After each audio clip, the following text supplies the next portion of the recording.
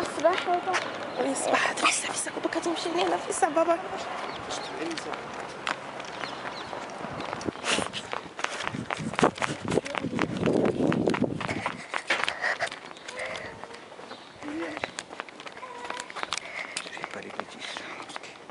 D'accord.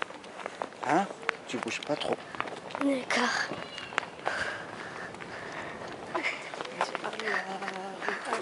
الله أكبر ولله الحمد. vas-y avec moi. الله أكبر. الله أكبر. الله أكبر. ولله الحمد. الله أكبر كبيرا. الله أكبر كبيرا والحمد لله بكرة وأصيلا. C'est difficile pour moi. Non, ça sera facile. C'est une maison de avion. Accueil de loisirs. Accueil de loisirs. Allahu Akbar. Allahu Akbar. Allahu Akbar. Allahu Akbar. On va montrer les femmes qui ont parti à la mosquée, d'accord? Et les hommes, d'accord? Les personnes qui vont partir à la mosquée. Oh, les hommes! Oui, il y a beaucoup de gens, t'as vu? Vas-y. Allahu Akbar. Allahu Akbar. Walillahil hamd. Vas-y. Allahu Akbar. Allahu Akbar. Walillahil hamd. Parti? Oui. Allez. Voilà, il faut la rattraper. عيد مبارك سعيد، عيد أضحى في أورلي مدينة فرنسا. الله أكبر. الله أكبر. أفلا. وخلق كل شيء فقدره تقديرا. الحمد لله الذي جعل الليل والنهار خلفة لمن أراد أن يذكر أو أراد شكورا. وأشهد أن لا إله إلا الله وحده لا شريك له، له الملك وله الحمد، يحيي ويميت، بيده الخير وهو على كل شيء قدير. وأشهد أن سيدنا ونبينا وإمامنا وعظيمنا وقدوتنا وأسوتنا ومعلمنا محمدا عبد الله ورسوله وصفيه من خلقه وحبيبه، أرسله ربه بالهدى ودين الحق وهاديا ومنيرا وبشيرا ونذيرا وداعيا إلى الله بإذنه وسراجا منيرا. اللهم صل وسلم وبارك عليه صلاة وسلاما الأتمين الأدومين الأكملين المتلازمين إلى يوم القيامة، وآته الوسيلة والفضيلة وابعثه اللهم مقاما محمودا الذي وعدت إنك لا تخلف الميعاد.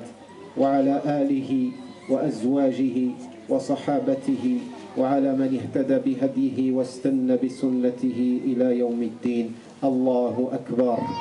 الله أكبر. الله أكبر. الله أكبر. الله أكبر. الله أكبر. الله أكبر. الله أكبر. الله أكبر ولله الحمد. الله أكبر كبيرا والحمد لله كثيرا وسبحان الله بكرة وأصيلا.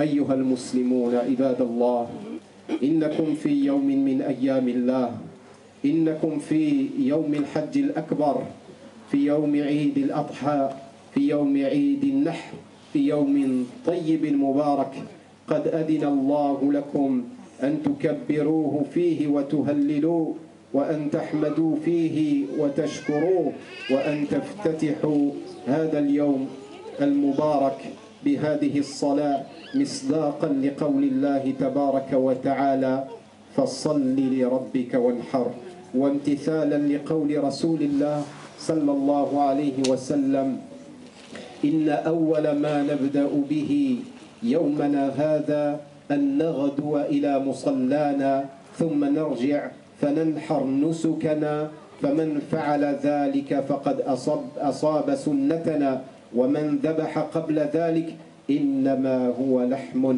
ودم قدمه وإنما هو لحم قدمه لأهله وليس من النسك بشيء. الله أكبر الله أكبر الله أكبر الله أكبر ولله الحمد.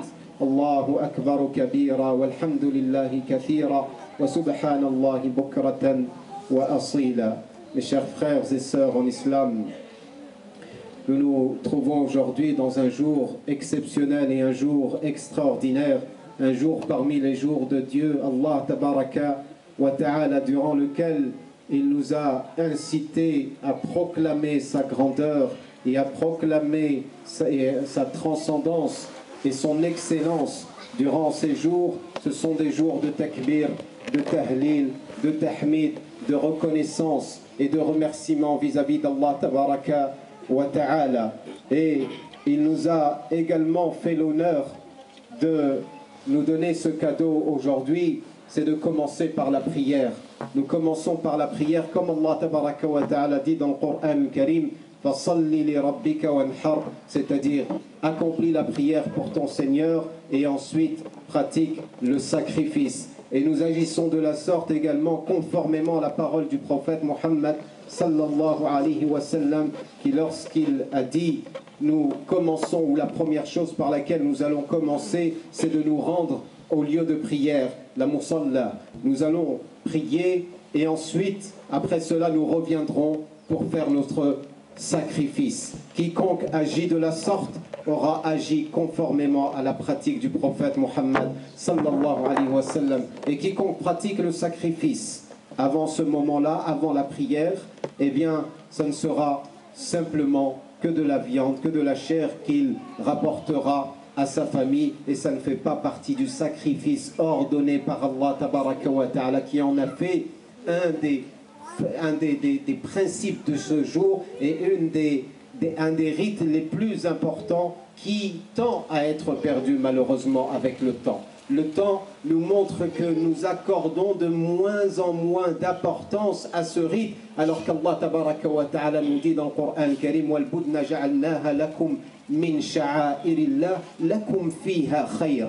Il nous dit que ces bêtes sacrifiées, nous en avons fait des rites sacrés, des rites de sacrifice afin de proclamer la grandeur d'Allah Tabaraka wa Ta'ala, et vous y avez en ces sacrifices un très grand bien si seulement vous le saviez. Allahu Akbar, Allahu Akbar, Allahu Akbar, Allahu Akbar, Allahu Akbar, Allahu Akbar, Allahu Akbar, Allahu Akbar, walillahi alhamd. Allahu Akbar kabira, walhamdulillahi kathira, wa subhanallahi bukratan wa asila. عباد الله، تذكروا حقوق الله عليكم بأنه خالقكم ورازقكم ومحييكم ومميتكم، وما بكم من نعمة فمن الله. وحدوا الله واعبدوه واشكروا له واحمدوه، فأقيموا الصلاة وآتوا الزكاة واعتصموا بالله هو مولاكم فنعم المولى ونعم النصير، واعتصموا بحبل الله جميعا ولا تفرقوا. Mes chers frères et sœurs en islam, rappelez-vous les droits de Dieu envers vous. Rappelez-vous qu'il est votre créateur. Rappelez-vous qu'il est le seul et l'unique à pourvoir à vos besoins, à vos nourritures. Il est celui qui donne la vie, il est celui qui donne la mort, il est celui qui comble ses serviteurs de bienfaits. Et il n'y a nul bienfait que nous avons sans que celui-ci provienne de la part d'Allah Tabaraka wa Ta'ala. Glorifiez Allah, unifiez-le par votre glorification, adorez-le, remerciez-le, ne vous comportez pas avec l'ingratitude envers Allah Tabaraka wa Ta'ala, louez-le à longueur de journée. N'oubliez pas les droits d'Allah Tabaraka wa Ta'ala tels que la prière, l'acquittement de la zakat, le jeûne du mois du Ramadan, et pour celles et ceux qui en ont les moyens d'accomplir le pèlerinage à la Mecque. Cramponnez-vous tous autant que vous êtes au câble qui vous lie à Allah tabaraka wa ta'ala. Cramponnez-vous au Coran, cramponnez-vous à la sunna du prophète Muhammad sallallahu alayhi wa sallam. Ne vous divisez pas, ne vous séparez pas, ne vous dispersez pas, ne divergez pas. Restez unis aux serviteurs d'Allah tabaraka wa ta'ala. Ya ayyuhal aba, ya ayyuhal ummahat, ya ayyatuhal ummahat, يا من أمد الله عمركم اعلموا أن رسول الله صلى الله عليه وسلم قال أعذر الله إلى امرئ أخر أجله حتى بلغ 60 سنة، أي ما ترك له عذرا يعتذر به أمام الله إذا ما بلغ 60 سنة. فتذكر أنك مقبل على الله تبارك وتعالى، ولا تضيع ما بقي من آجالك، ولا تضيع ما بقي من وقتك، ولا تضيع حياتك وتظن أن بقي أمامك أجل طويل وأمل طويل وطويل. كلا إن الله تبارك وتعالى قد أعذر لك، قد أعذر إليك، أي أنه لم يترك لك عذرا إذا بلغت 60 سنة. فجد واجتهد فيما بقي من عمرك لعل أن تصادف وقت إجابة ملك الموت وأنت على طاعة لله وأنت على عبادة الله. نسأل الله لنا ولكم حسن الخاتمة.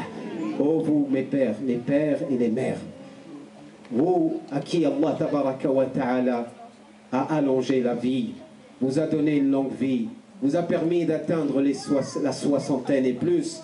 Écoutez ce que dit le prophète sallallahu alayhi wa sallam.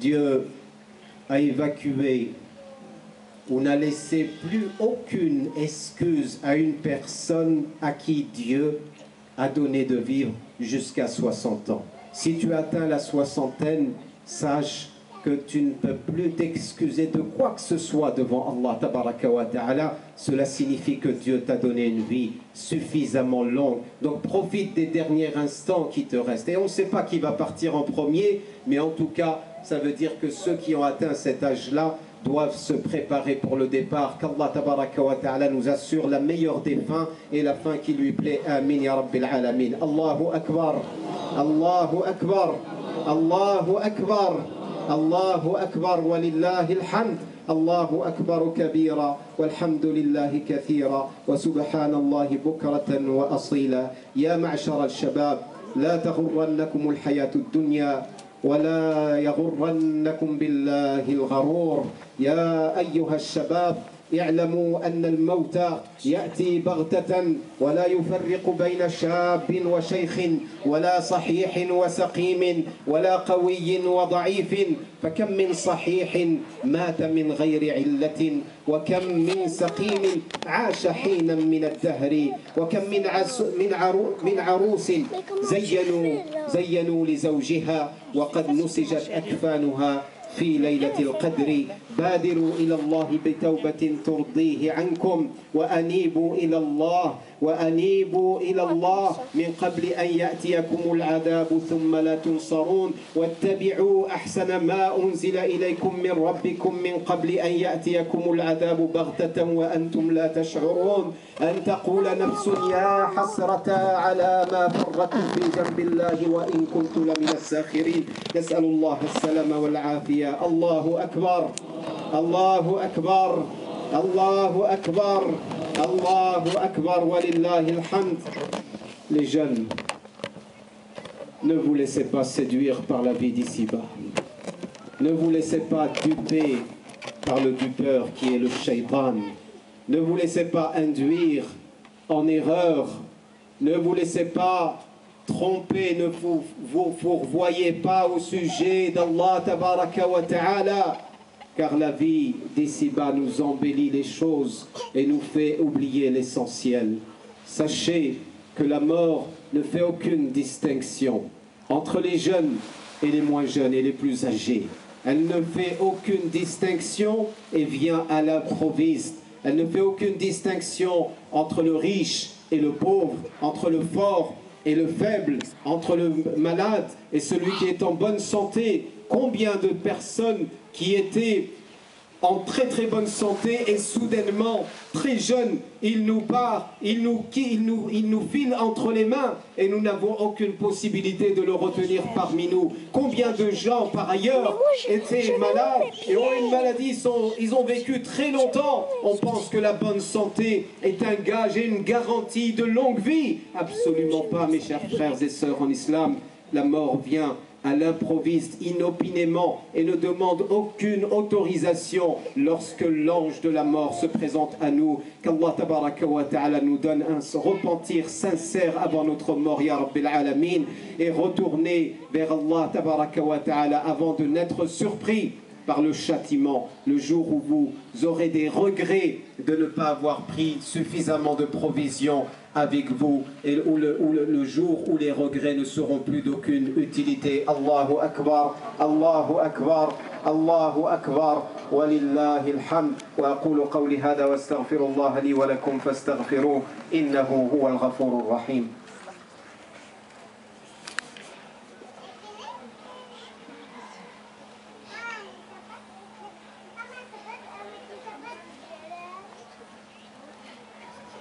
الله أكبر الله أكبر الله أكبر الله أكبر الله أكبر الله أكبر الله أكبر الله أكبر الله أكبر كبيرا والحمد لله كثيرا وسبحان الله بكرة وأصيلا إن الحمد لله نحمده ونستعينه ونستهديه ونستغفره ونعوذ بالله من شرور أنفسنا ومن سيئات أعمالنا من يهده الله فلا مضل له ومن يضلل فلا هادي له وأشهد أن لا إله إلا الله وحده لا شريك له وأشهد أن سيدنا وحبيبنا وقائد دربنا ومعلمنا محمدا عبد الله ورسوله اللهم صل وسلم وبارك عليه في الأولين وفي الآخرين وفي الملأ الأعلى إلى يوم الدين. الله أكبر الله أكبر الله أكبر الله أكبر ولله الحمد. عباد الله أدوا حقوق ربكم عليكم ولا تنسوا حقوق والديكم وحقوق أرحامكم وجيرانكم فإن الله تبارك وتعالى قد قرن ذلك كله بحق فقال جل من قائل واعبدوا الله ولا تشركوا به شيئا وبالوالدين إحسانا وبذي القربى واليتامى والمساكين والجار ذي القربى والجار الجنب والصاحب بالجنب وابن السبيل وما ملكت أيمانكم إن الله لا يحب من كان مختالا فخورا الذين يبخلون ويأمرون الناس بالبخل ويكتمون ما آتاهم الله واعتدنا للكافرين عذابا مهينا. صدق الله العظيم. عباد الله لا تنسوا حقوق والديكم لا تنسوا حقوق أرحامكم فإن الله تبارك وتعالى سائلكم ذلك يوم القيامة فنسأل الله تبارك وتعالى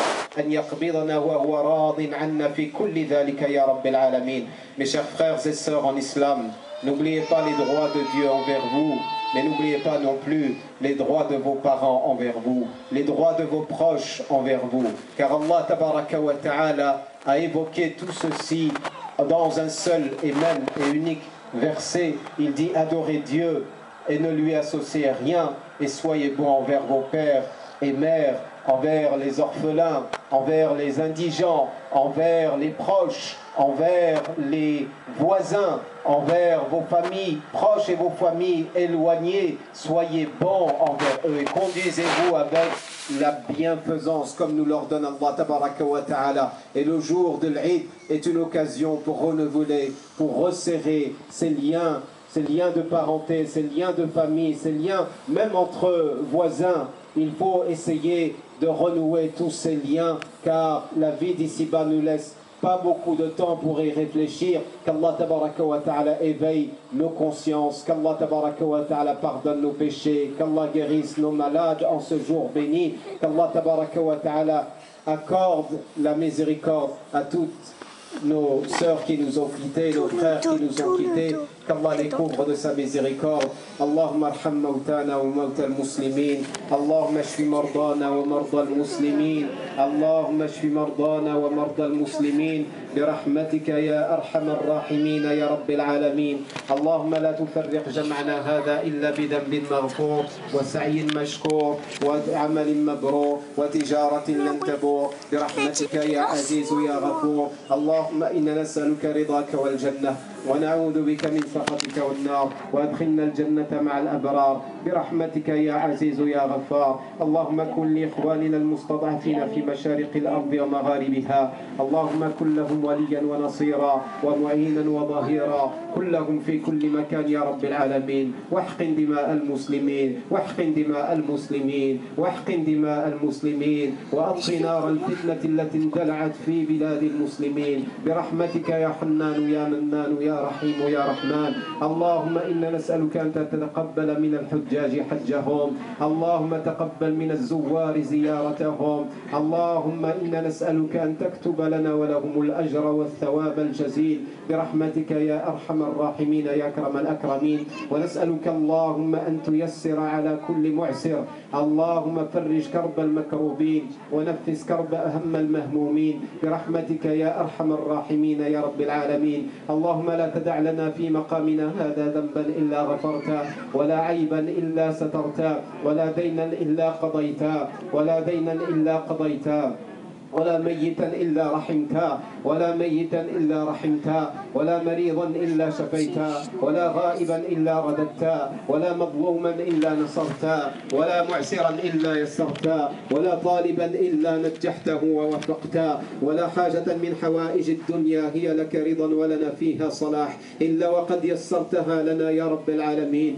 يا أكرم الأكرمين. اللهم يسر كل عسير، اللهم لا سهل إلا ما جعلته سهلا، وأنت تجعل الحزن إذا شئت سهلا، فسهل أمورنا يا رب العالمين. اللهم سهل أمورنا مع الراحة لقلوبنا وأبداننا وعقولنا يا رب العالمين يا أكرم الأكرمين. اللهم خذ بأيدينا ونواصينا إلى البر والتقوى وإلى العمل لما تحبه وترضى. اللهم حبب إلينا الإيمان وزينه في قلوبنا، وكره إلينا الكفر والفسوق والعصيان، واجعلنا اللهم من عبادك الراشدين فضلا منك ونعما، فضلا منك ونعما، فضلا منك ونعما يا رب العالمين يا أكرم الأكرمين. اللهم اغفر جميع ذنوبنا، اللهم اغفر لنا الذنوب التي تهتك العصم، واغفر لنا الذنوب التي تغير النعم، واغفر لنا الذنوب التي تنزل النقم، واغفر لنا الذنوب التي تحبس الدعاء، واغفر لنا الذنوب التي تقطع الرجاء، واغفر لنا الذنوب التي تنزل البلاء، واغفر لنا كل ذنب أذنبناه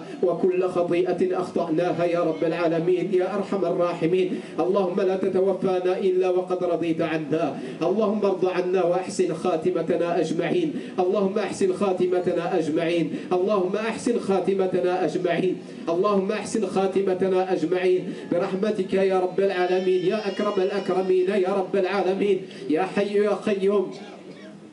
برحمتك نستغيث فأصلح لنا شأننا كله ولا تكلنا إلى أنفسنا طرفة عين ولا أقل من ذلك يا رب العالمين. اللهم إنا نسألك يا رب العالمين لإخواننا المستضعفين أن تنصرهم في مشارق الأرض ومغاربها، اللهم كن لهم في كل مكان، اللهم كن لهم في كل مكان برحمتك يا رب العالمين. اللهم إن لنا إخوة مظلومين فانصرهم يا رب العالمين، اللهم إن لنا إخوانا مظلومين مقهورين فانصرهم يا رب العالمين يا أكرم الأكرمين. اللهم رد أمة حبيبك محمد صلى الله عليه وسلم إلى الهدى وإلى الصراط المستقيم. اللهم ردنا جميعا إلى دينك ردا جميعا. اللهم أصلح أولادنا، اللهم أصلح شبابنا، اللهم أصلح شيوخنا، اللهم أصلح أمة حبيبك محمد صلى الله عليه وسلم. اللهم أصلح أمتنا، اللهم أصلح أمتنا، اللهم أصلح أمتنا، اللهم أصلح فساد قلوبنا، اللهم ارزقنا صدق التوجه إليك وصدق العبودية بين يديك. اللهم أقمنا على العبودية بين يديك، اللهم أقمنا على الصدق بين يديك، اللهم بوئنا مبوأ صدق على طاعتك، اللهم أنزلنا وأدخلنا منزلا مباركا على طاعتك يا رب العالمين. اللهم إنا نسألك أن توفقنا وأن تأخذ بأيدينا ونواصينا إلى البر والتقوى. اللهم املأ قلوبنا من محبتك، اللهم املأ قلوبنا من محبتك، اللهم املأ قلوبنا من محبتك. اللهم إنا نسألك حبك وحب من يحبك وحب عمل يقربنا إلى حبك. اللهم املأ قلوبنا من محبة حبيبك محمد صلى الله عليه وسلم. اللهم احينا على سنته. اللهم امتنا على ملته. اللهم احشرنا في زمرته. اللهم لا تفرق بيننا وبينه حتى تدخلنا مدخله. اللهم ارزقنا جواره في الفردوس الأعلى. اللهم أوردنا حوضه. اللهم احشرنا تحت لوائه وأوردنا حوضه يا رب العالمين، واسقنا من يده الشريفة شربة لا نظمأ بعدها أبدا برحمتك يا حنان يا منان يا رحيم يا رحمن. اللهم اصلح لنا أولادنا. اللهم اصلح لنا زوجاتنا.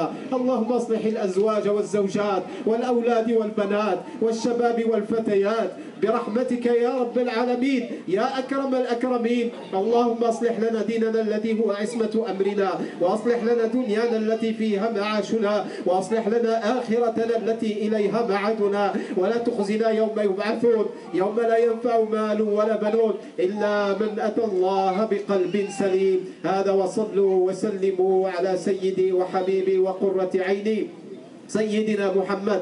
اللهم صل وسلم وبارك عليه في الأولين وفي الآخرين وفي الملأ الأعلى إلى يوم الدين وفي كل وقت برحمتك يا رب العالمين. وكل عام وأنتم بخير، وتقبل الله منا ومنكم. غفر الله لنا ولكم، واستسمحكم وأطلب منكم السماح. Je vous demande et présente mes excuses pour tous les manquements que j'ai pu avoir à votre égard. Qu'Allah tabaraka wa ta'ala nous compte de ses bienfaits, qu'Allah nous réunisse avec son prophète Mohammed sallallahu alayhi wa sallam le jour où il n'y aura plus aucune utilité, les biens ne seront plus utiles, les familles ne seront plus utiles, tous les liens ne seront plus utiles. Qu'Allah tabaraka wa ta'ala nous donne la pureté des cœurs et nous réunisse avec notre bien-aimé prophète Mohammed sallallahu alayhi wa sallam. Wa sallallahu wa sallama wa baraka ala nabiyyina Muhammad wa ala alihi wa sahabati ajma'in. Subhana rabbika rabbil izzati amma yasifun wa salamun ala al-mursalin walhamdulillahi rabbil alamin.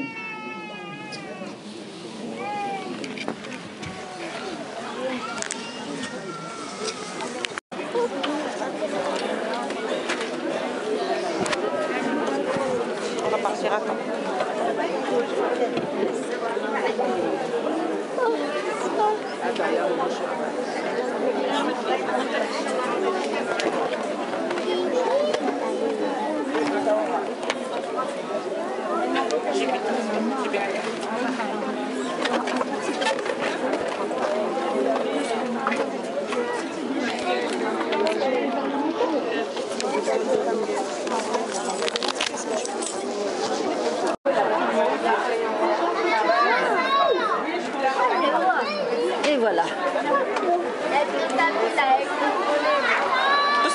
السلام عليكم ورحمة الله تعالى وبركاته. معكم وئام، عيد مبارك سعيد أدمه الله علينا وعليكم بالخير واليمن والبركات.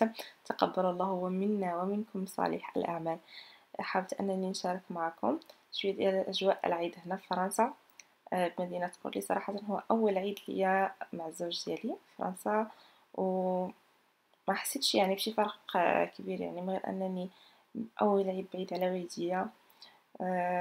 كنبغيكم بزاف ونتمنى لكم عيد مبارك سعيد، صحة عيدكم. الفرق انني عيطت بعيدة على والدي اول عيد بالنسبه ليا. فرق ما كاينش، حيت فاش كتمشي للمسجد كتحس بالعيد، كتبارك الله مسجد عامر بزاف. الفرق الوحيد كيف قال خالي هو انه الا ما كانش عندك الدار ما كتحسيش بالعيد، حيت الذبيحه دوك الدخاخن تاع الشوا كلشي ما كاينش كيف المغرب. ولكن الحمد لله على نعمه الاسلام. فاش رجعنا للدار عادي انا درت حلوى، اتي داكشي اللي كتب الله صافي. اما العيد كنجيبوه حتى ثاني عيد، يعني يوم الاثنين ان شاء الله. يوم الاحد كان العيد، يوم الاثنين ان شاء الله على اليوم، يعني هاد النهار حيت درت المونتاج ابري ميدي عاد نجيبو ان شاء الله العيد ديالنا صافي. وفي العشيه خرجنا هكا شويه البارك ورجعنا للدار وكملنا النهار الاول ديال العيد نتاعنا. نتلاقاو في فيديو جديد ان شاء الله. خليت لكم الراحه والسلام عليكم ورحمه الله تعالى وبركاته. دمتم في امان الله. Après, partez. Vas-y. Ouais, c'est moi, j'ai dit partez. Non, pas encore, venez. Allez. Aboma. Prêt? Parti! Moi j'ai gagné!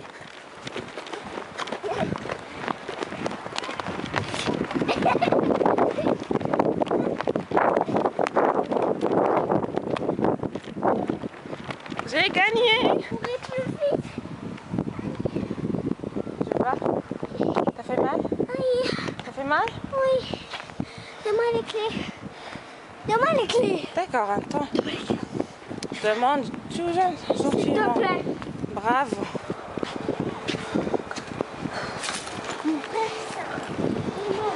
Allez, tenez. Si je l'ai cassé.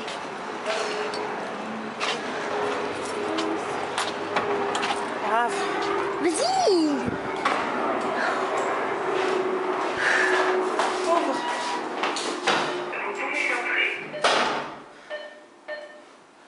Non.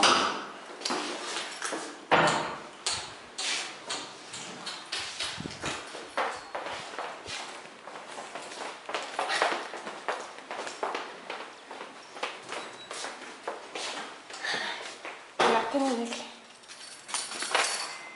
Donne-moi les clés, tu vas tomber. Attends qu'il arrive.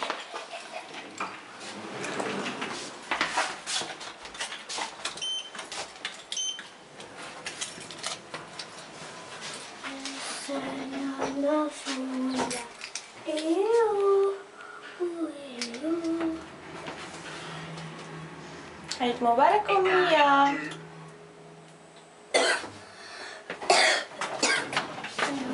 السلام عليكم ورحمة الله وبركاته. نهاركم مبروك، عيدكم مبروك إن شاء الله تعيدوا تعودوا بصحة والسلامة وباش ما تمنيتوا.